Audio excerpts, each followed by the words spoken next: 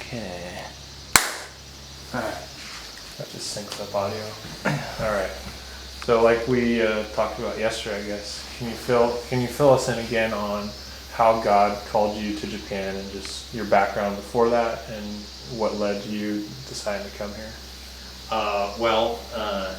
To really kind of complete that out, I need to mention that I was raised in Roxbury, Connecticut, and in a Catholic family, and attended the Mass every week and the other Catholic activities. However, when I was 18 years old and graduated from high school, it was the Vietnam War era, and the draft existed, and so even if I had gone into college, I probably would have had to quit rather quickly and go into the military. So I enlisted in order to get some schooling, and so that worked out very well. I was able to get the schooling and had a somewhat interesting military life. And however, during that, my brother died in Vietnam. He was killed in the war. And so that with other friends who had gone to Vietnam and had died, I had a lot of questions about life and death. This is right out of high school. And so, and I couldn't really get some good answers to a lot of those questions. Everything was well, maybe and if, and so I really wasn't satisfied with any of that. And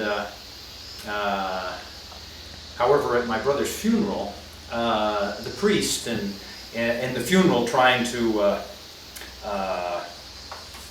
comfort everyone there and to put some meaning into a death, he used John 15:13, which says, "Greater love hath no man than this, that a man lay down his life for his friends."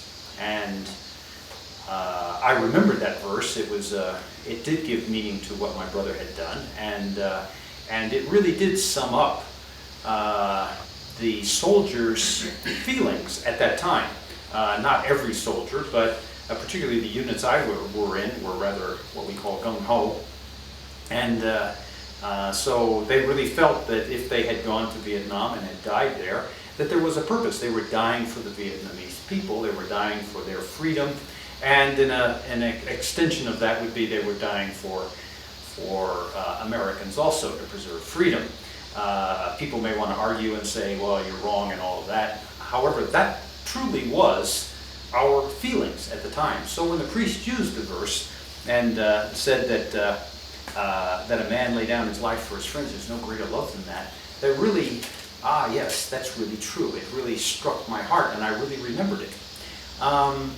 Later, I went out to California and started to attend college there. And one day I went to observe a student riot. I wasn't involved in it, just went to observe and to see what kind of tension and what was really going on, because you see newscasts, and I was wondering if it was really the same thing. And there was so much tear gas around that they called a break, and the Alameda County police were on one side and street people were on the other side, and they called a break and to let the tear gas blow away. And while I was sitting there on the steps of one of the buildings of the college, a young man comes up to me and asks, "Do you know the 4 spiritual laws?" Well, at this college they have all kinds of religions, including Japanese ones, and so I said, "Sure, go ahead and tell me." And well, he told me a simple gospel message about Jesus Christ, and that Jesus Christ died on the cross for me, Tom Tierney, and he laid down his life for me. Well, those words really struck me, and so he asked me if I wanted to trust Jesus Christ as my Savior, and I said, "Sure," and so we prayed. So that started a new chapter in my life. However, it was not one that I particularly pursued very diligently, unfortunately, in the midst of schooling and everything else. And however,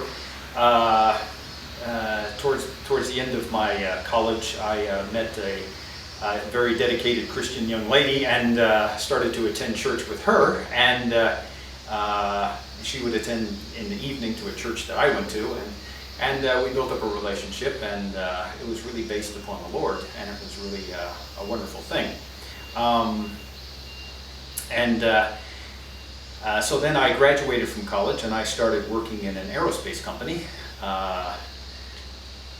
It was called Aerojet Liquid Rocket Company. It was based out just outside of Sacramento, California. They make liquid rocket engines. And I started working in their laboratory there, and it was a job I really enjoyed. At the same time, we found a good church, a very evangelical church, and we started to grow as Christians, and started to have a family and everything else. And my wife would attend a Japanese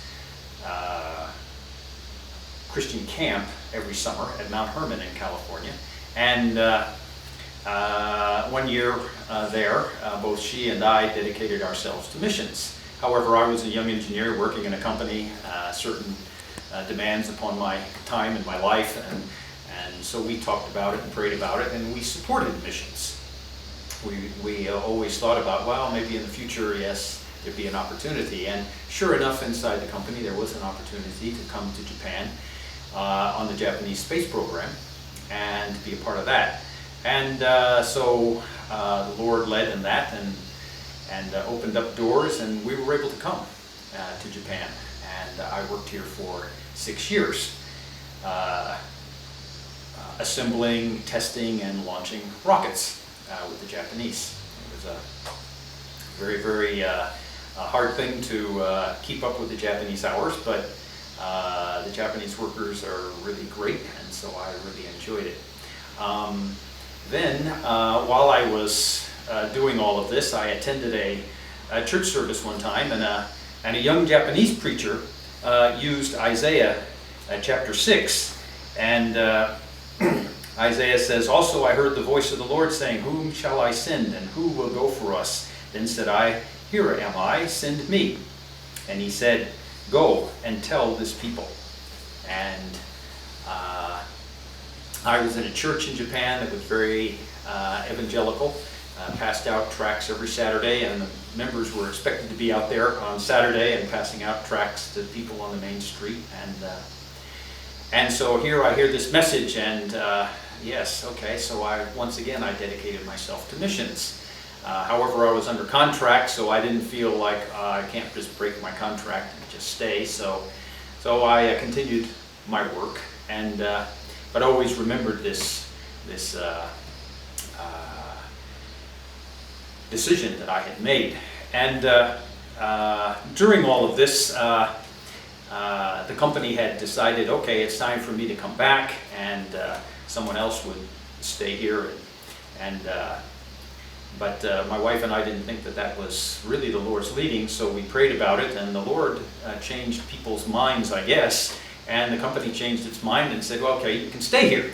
And so we were rather pleased about that. Around that time, I always use, or many times I use Romans Road to explain the gospel to people. And in Romans chapter 10 and verse 13, it says, yes, I would forget it now, for whomsoever shall call upon the name of the Lord shall be saved. And I was reading beyond that verse, and it says, how then shall they call upon him in whom they have not believed? And how shall they believe in him in whom they have not heard? And how shall they hear without a preacher? And I was looking around at Japan, and I see very few churches and very few Christians.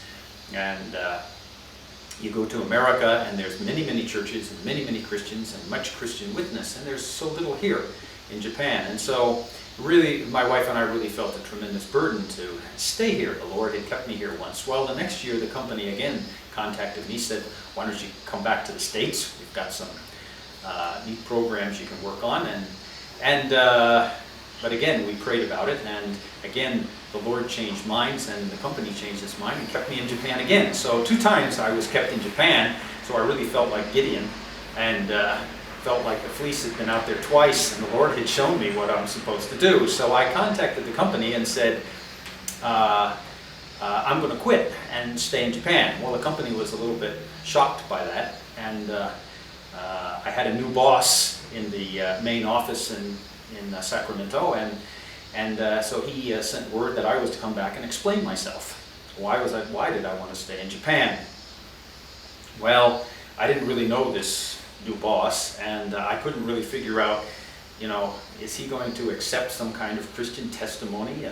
You know, why I want to stay in Japan, you know, the Lord's working in my heart, and he's working through circumstances, and he's working through the Word, and how am I going to explain that to somebody who's not a Christian? And so, good background music. Yeah. Pause.